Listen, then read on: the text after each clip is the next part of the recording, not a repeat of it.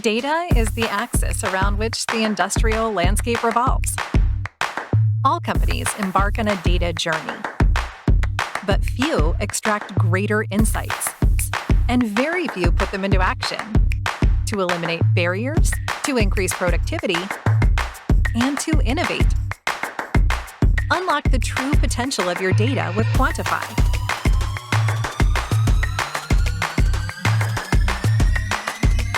Process your data in real time and build intelligent applications with our AI-powered data platforms. Quantify, solving what matters.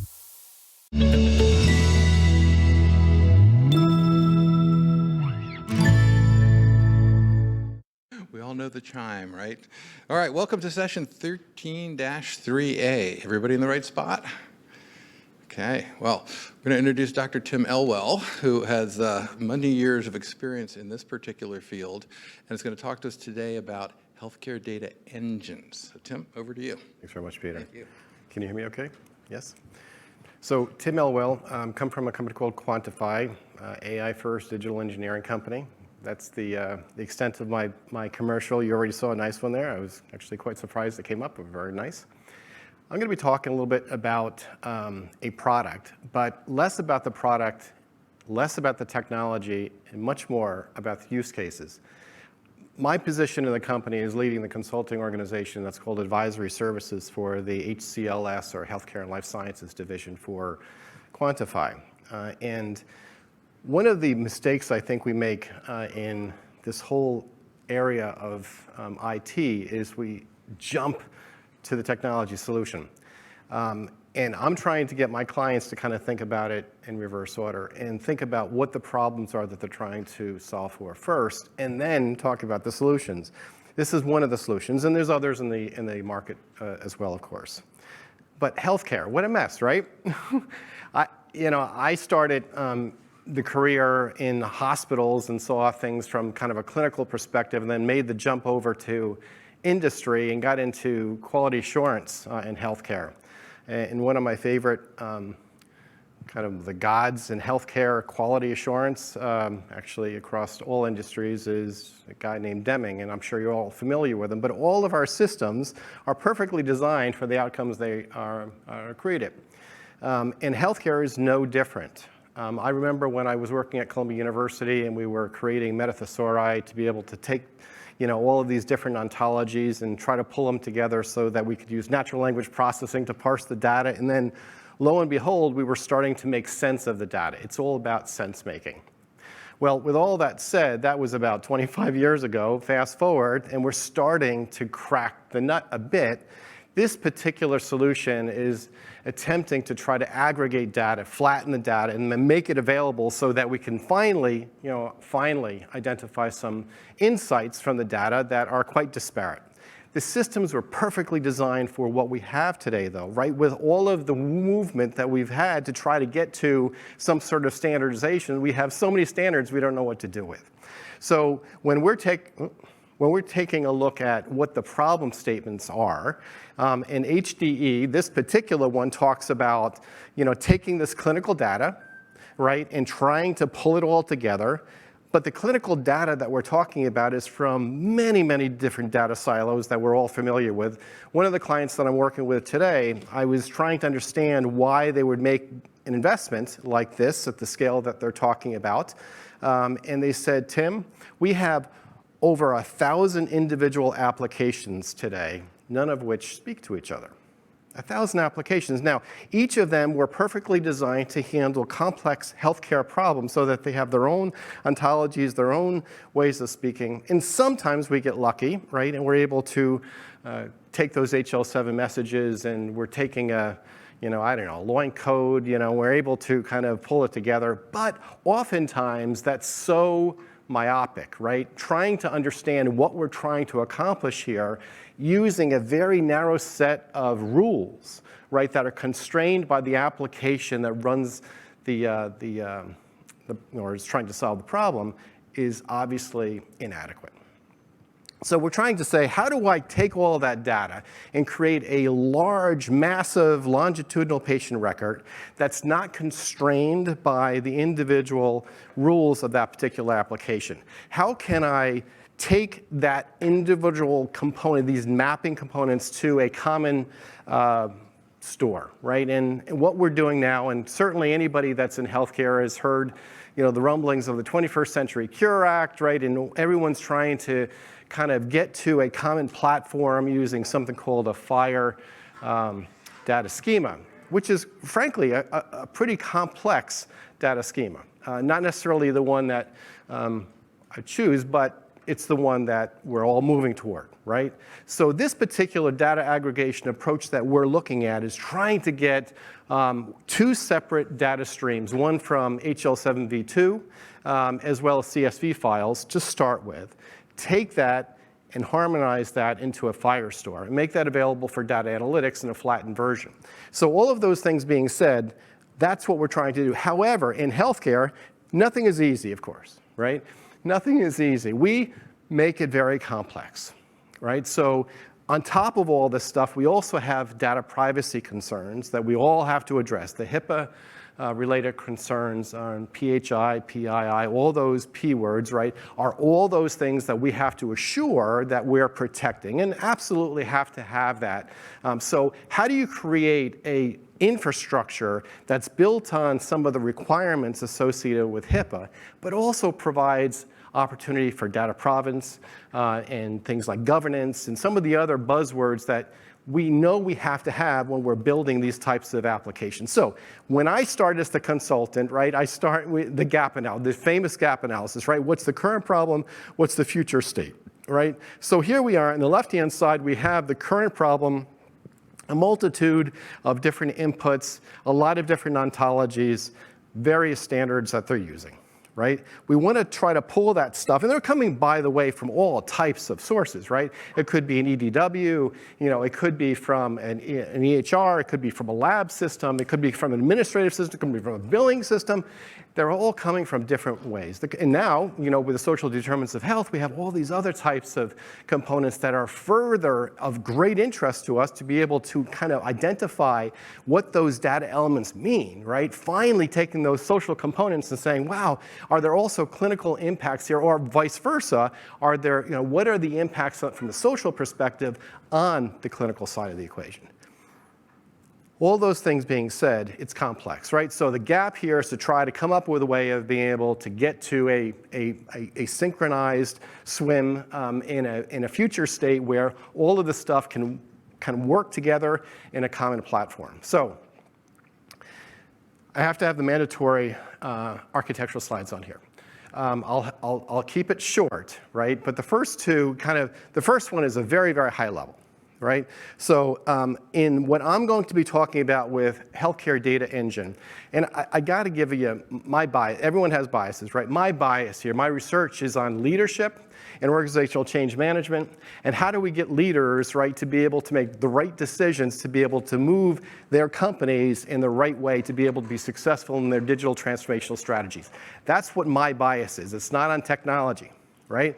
So when I'm talking about there's constraints on this product, there's constraints on every product. When we're talking about this, I'm talking about two separate data sources, right? And one is around this HL7v2 message type, and ORUs, ORMs, and ADTs, and all that stuff resides there. And I'm also talking about a lot of clinical data that's also stored in CSV formats in historical data sets. So here we are, we have two separate stores or two separate pipelines. On the HL7v2, it's going to be pulled up by this MLP adapter, and I'm going to push that information over to a FHIR store. Same thing under the CSV file components. I'm going to, again, this is all in the cloud. This is a GCP application, so it's all in the cloud. And I'm taking all this information and I'm going to take that and I'm going to harmonize that using something called Whistle 2.0. All of this stuff on the left-hand side is enabled through something called Healthcare API. and then I push it over to the data harmonization level. And this is where I'm able to handle some of the semantic and syntactical components associated with being able to take those messages and put them into a flattened store to be able to store them and make them available, in this particular case, to a BigQuery. And then on top of BigQuery, we can have Power BI, or you can have Tableau. In this particular case, we've chosen Looker. So I'm going to give you a couple of use cases that demonstrates how this has been enabled, or how we've taken advantage of some of these components. This gets into a little more detail. So for the wonks in the room, the folks that really understand this much better than I do, right? There's these components that I gave at a high level are now further broken down. So on the left-hand side, we still start at the CSV. I just flipped it. On the previous slide, CSVs are at the bottom. Now they're at the top. I have historical CSVs, and I have batch. I also have the HL7v2 streaming components. You can see where they're ingested. I take that information. I'm going to be putting that into an interim or a temporary FHIR store, and then I push that over to this harmonization layer using Whistle 2.0, and that provides me the ability to have access to Python and to some other components in my Jupyter notebooks. And then finally, I push that over to a final FHIR store, and then I create a flattened version of that FHIR store component, and I push it over to BigQuery to make it available to dashboards, in this particular case to Looker. Now at the bottom, you can see that this is where the logging and the monitoring and the provenance and those components are all part of what this solution architecture out of the box provides you. So from my perspective, again, all of this stuff, we generally start with a cloud foundations implementation for a client. We get them onto the cloud. And then from there, we give them this HDE layer, right, that has all of this stuff in it. And it provides the ability to now take that data and be able to identify what those insights might be. So all of that said, and we certainly can come back to this a little bit later if you want to. I hope you don't, because I'd really like to focus on the use case. So jumping into the use cases, the client that I'm going to be talking about, we gave a presentation together with Google at the last HIMSS meeting in March. But we talked about this from three different perspectives. One is, why would Google make the investment? Why would IU Health, Indiana University Health, accept or buy this solution and kind of bet their digital transformational strategy on it? And then what does Quantify, the implementers, right, of the technology, and the kind of the gather all the requirements to be able to build the use cases, what are they in there for, right? I'm going to be focused not on phase 1 and phase 2. So the cloud foundation and the HD platform is about a 12-week implementation, just to kind of give you a rule of thumb, which is pretty dramatically quick, right, when you're talking about building this type of complex infrastructure.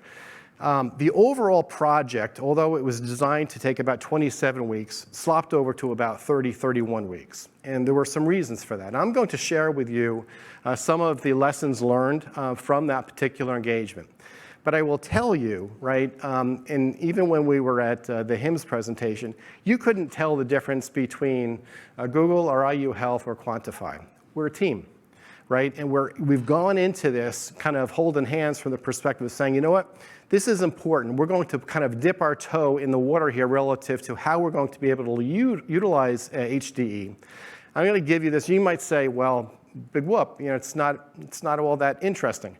However, the implications associated with what we do or have done so far are pretty interesting. And I hope that you agree with that. So I'm going to talk about three use cases. The first one is around the social vulnerability index enablement. The second one is called, it's under SBIRT. I'm going to get into a little bit what that means. And the last one is around transitions of care. And then I'm going to leave you with the current use case that we're working on today. The three use cases that I'm talking about here are in production at IU Health. IU Health is an 18-hospital system, rather large, which required that we pulled over about 350 million or so patient records to be able to support this overall engagement. What I don't talk about here are some of the looker dashboards that we created, which included things like a COVID dashboard and a longitudinal patient record, and also a facilities management capability in a looker dashboard. I'm going to focus here only on these particular components. I will tell you that the looker dashboard enablement was really kind of enabled from the historical data that was pulled over, particularly when you're looking at that longitudinal view, along with the refresh of the streaming data that keeps the information current to be able to kind of track that information over time.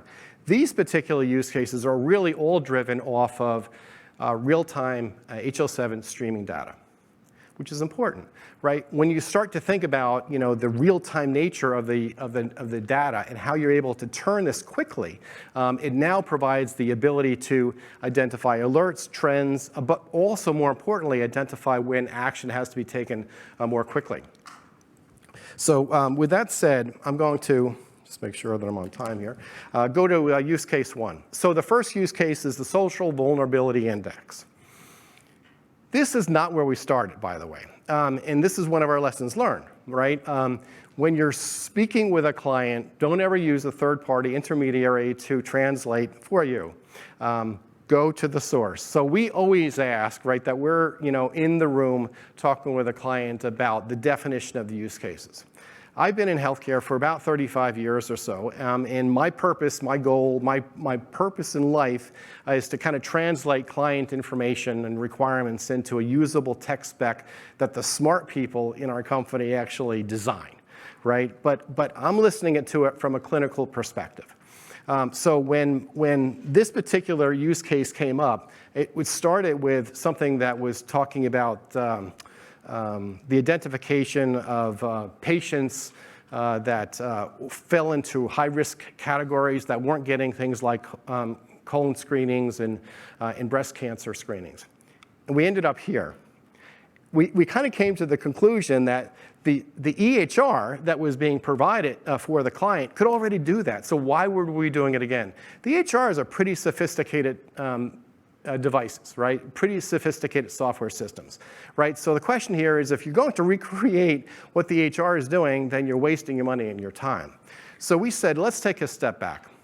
What is the HR not providing us that is really of interest? And we kind of tripped on a component that the providers were interested in. They wanted to know more about the social vulnerability characteristics of some of their patients to begin to identify if there were other things that they should be thinking about that they hadn't thought about before. And again, this is kind of from an ethical perspective, you start to kind of get into kind of fuzzy water, right? Do you create, a different way of treating somebody based on an understanding of their SVI? I'm not going to even talk about that today, but listen to what we did do. We took the 2018 CDC Social Vulnerability Index, right? And that's the latest, 2018. They refresh it every few years or so. But we took that and we then deconstructed the latitudinal and longitudinal components of that particular data set. And inside of the data set, there were the latitude, longitude, and we coupled that with an ADT feed that had a zip code in it. And we began to pull in the SVI components. Now, the SVI is an accumulation of 15 different social measures. And then they're further broken into 4 themes and an overall SVI score. So we're now delivering back an overall SVI score that would identify if a patient potentially has overall risk, but more specifically around things like transportation or housing, or ethical, or not ethical, ethnic types of components that may be of concern or have to be thought about specific to the patient. You say, well, why does a provider care about that specifically? Well, in this particular case, there were discharge planners that are really concerned about it, right? And when does, discharge planning start? Any person in the hospital knows it starts at admission. So if you now have a patient that's coming in and being enrolled, admitted into the hospital, and you understand what their zip code is, you could begin to tag that with an SVI score to then get that to a discharge planner for them to begin to prioritize their work queues to identify if some patients may need additional assistance a little bit early in the process. it was a very simple but elegant use case to be able to demonstrate how we might be able to do risk stratification using commonly available information. But more importantly, it was taking a third-party data set outside of the hospital that the university system didn't have access to, right, and be able to connect to information they did have. Now, what this particular platform does not do that we had to do as a custom component here is create a write-back channel. So we created a write-back pipeline back to the EHR for them to be able to post the SVI score in the patient's record. So that's the SVI score. So again, very simple. We have our data transfer. We have some patient demographics. That's the ADT feed. We pull the information over from the social vulnerability score index from the data sets. We couple that, and we push that back in SVI score with different HL7 segment components. Second one, SBIRT. So screening, brief intervention, and referral for treatment. SBIRT is, and there's a couple of different SBIRT types of evaluation tools. The ones that they were interested in were looking at smoking, alcohol consumption, and drug utilization, more specifically to identify patients with a substance use disorder. So the patient completes this particular assessment, and the score for that particular assessment is recorded in Cerner in this particular case. It's pushed over to HDE. After we've identified a particular patient that has exceeded essentially a score that would be of concern, it basically creates another workflow. So in this particular case, we're starting from the left-hand side. Patient fills out the form. The two types of audits that were the two types of SBIRT forms that they're using. One is called an audit 10, and the other is called DAS 10. We take that information, we identify the score, we identify somebody that's a high risk, we push that over to the HDE system, and then we did something else. Again, this is part of the discussion with the client that they weren't initially concerned about. The peer recovery coaches that are receiving this information have to go into another data set. And generally, they're paper-driven that have identification of resources that they would be talking to the patient about if they hit a specific criteria for concern. The problem is there's 1,300 or 1,400 individual listings, and they have to look at it by zip code because they're trying to create a convenience factor for the patient to ensure that, if they have to go through to a clinic, they're not going to be able to be sent, 20 or 30 miles away. So let's identify, what particular clinic may be providing alcohol therapy or whatever it might be that's close to the patient. So we use the geospatial tracking system by Google to be able to take the zip code to identify the locations of the individual resources in that community, and then we tag them to the script for the peer recovery coach for them to be able to say, oh, it looks like there's a couple of places to go right down the street. Here you go. I'll give you a couple of them. And basically what we did is we put this into a Looker dashboard. They clicked through the Looker dashboard. They highlighted the components that may have been of interest to the patient. And they say, okay, now I'm going to send this over to your medical record. So when you have, you're discharged, what would happen is there would be essentially a button that would be clicked at discharge. It would generate all of the recommendations that the peer recovery coach had made. And then it also tags along with that educational material that the peer recovery coach had talked to the patient about to be able to support and document all those concerns that were addressed. Because generally speaking, these are overwhelming types of conditions. Patients are already high stressed, right? So now they have a package to be able to go home with, along with the recommendations as to which particular places to go. Now, if that was that's not the end of it, because of course, in our wonderful healthcare system, not all the recommendations would be paid for. So we had to go out also and pull in another administrative data set using a payer claims data set using eligibility files. So these, for those folks that know anything about these particular files. This was a 270, 271 EDI transaction. We pulled that over to identify what would be paid for to be able to provide that information to the peer recovery code, so when they would make the recommendation, say, oh, by the way, this is also going to be covered under your insurance. There should be no concern. So that was this is use case 2. Use case 3 was kind of another use case, our last use case that we had put into production that was around transitions of care. I will tell you that this was the one that got me most excited. After we had completed it, it wasn't as exciting as I had hoped it would. There's a lot more that we can do in the transitions of care. My hope here was that we would be able to use transitions of care to be able to summarize all of the information that patients get when they're leaving the hospital, to be able to kind of give them a prioritization list of who they have to go to, what medications they have to take, and highlight them. And I do this because my parents, 84 years old, are continually going, there's almost a revolving door to the hospital, and I see how difficult this is, particularly for elderly patients. So this isn't where we want to get to, but this was an aid for the nurse, right, who's also pulling his or her hair out at the end of, before a patient is discharged, trying to make sure that all the documentations are complete, and they have to go to a lot of different places to get it. So in this use case, what we've chosen to do is pull primarily those components that are in 3 different locations. One is an encounter, one is discharge information, and another is patient demographics. We pull that all together and we create a JSON file on that particular components. A lot of it is unstructured data. We summarize that, we push it over so that when the nurse is ready to discharge the patient, she hits a button. Right, and it comes up with all this information, and if it's not there, right, they know that there's additional follow-up that they'll have to do. Now, again, you say, well, big deal. Well, it is kind of a big deal because the next step on this, although we haven't done it here, would be to take that unstructured data and begin to parse that and begin to identify what those work queues are, and what we need to do with them. Okay.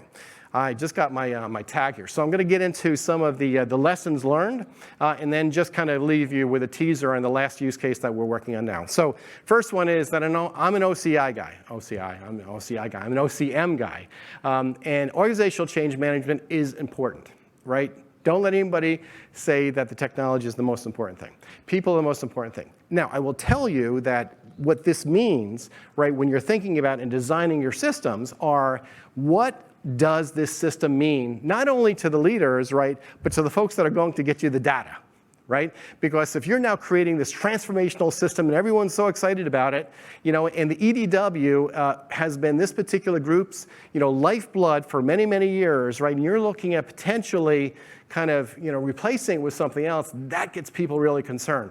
So being able to get everyone on the same page to at least understand how we're doing it, that their jobs aren't at risk, or if they are, let's begin to tool up for other opportunities, right? And we want to work with you to be able to get there. That's a really important piece. Don't lose sight of it.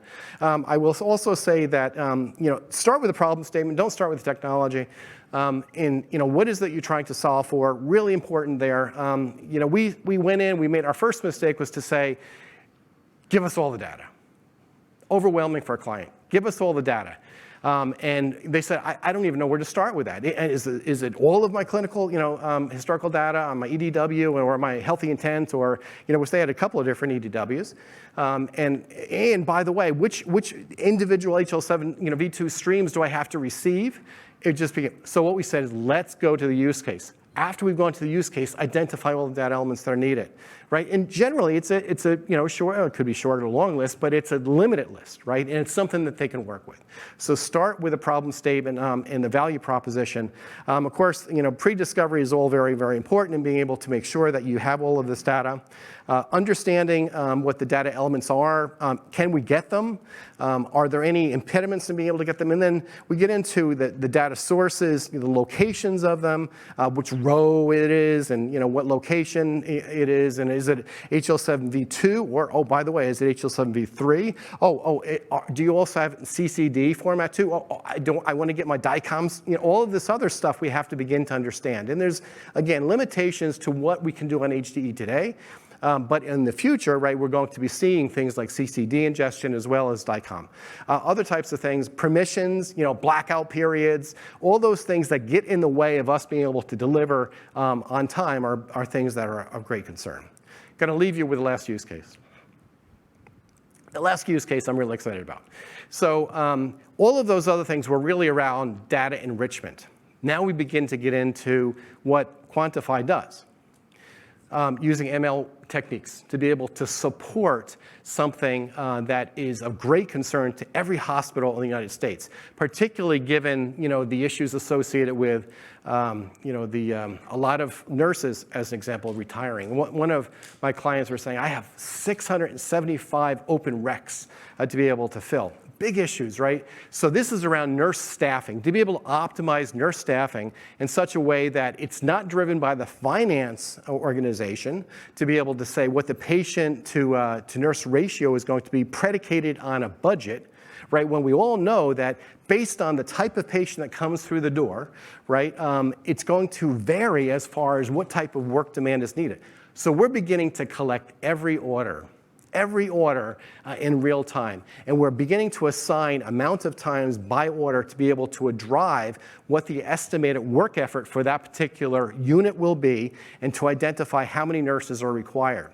I will tell you, when we did our sessions, our one-on-one sessions with the nurses, they were really upset with having to make these decisions that are really life or death decisions to say, you know what, I have really sick patients, but I only have 5 nurses I can put on the unit. This will now provide them the capability and the justification of being able to make those decisions. In addition to that, we're also looking at things like seasonality trends and weather patterns, right, to be able to also take a look at what those indications are. So we're looking at circadian, we're looking at historical information to be able to come up with patterns. So anyway, that's the end of my 30 minutes. I do appreciate your kind attention on this. Peter, I think I'm kicked off the stage now, right? Could you give your scheduling demand for the airlines? That would probably help out in major ways. I just got my bags today from Europe, so I landed 2 days ago. Crazy stuff. We didn't have any questions on the internet, but you guys have any questions for Tim? Sir. My provider across the river uses Epic. Now, do you know what the M in mumps means? Yes, I do. Oh, I actually don't know what it means, but I knew all my programmers had used it. What does it mean? Massachusetts General Hospital. Oh, that's right. Oh, good. I got you on a med guy. That's right. Oh, that's right. Right. That's right. Of course, I don't know what mumps is called now. They've gone through, but anyway. So you didn't mention Epic. I don't have to. Again, Epic is another implementation that we're working on now with another client. This was a use case that was specific to Cerner. But yeah, we can do it with Epic. We can do it with Allscripts. We can do MedTech. I mean, it's really having to do with the data standards that we're talking about. Well, my impression is that Epic basically says, no, you can't have our data, it's proprietary, well, which I assume Cerner plays by the same rules. No longer with 21st century cures, right? They can't create a data blocking strategy any longer, which is why they have to be able to move in this direction, which is why this is so fundamentally important from a strategic perspective for all hospitals. I think there was our question? Okay, good. Good. Sorry. All right, well, we have run out of time, so thank you very much, Tim. Really, a lot of concise information in a very short amount of time. We appreciate the Thank you very much for coming, guys. Appreciate it.